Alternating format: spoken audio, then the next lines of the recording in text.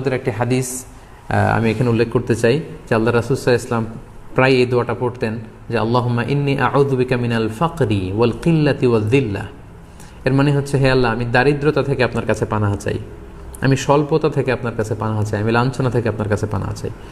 তার মানে দারিদ্রতা এটা চেয়ে নেওয়া যায় না আল্লাহর কাছে, বরং এটা থেকে পানাহা চাইতে হয়। এবং এটা থেকে কিভাবে আপনি দারিদ্র সীমা থেকে উপরে উঠে কিভাবে নিজের ভাগ্যের চাকাকে পরিবর্তন করবেন, কিভাবে আপনি স্বাবলম্বী হবেন, কর্মসংস্থানের ব্যবস্থা আপনি কিভাবে করবেন, সব সময় কিন্তু আল্লাহ রাসূল সাল্লাল্লাহু আলাইহি ওয়াসাল্লাম এ ব্যাপারে আমাদেরকে উৎসাহ দিয়ে গিয়েছে।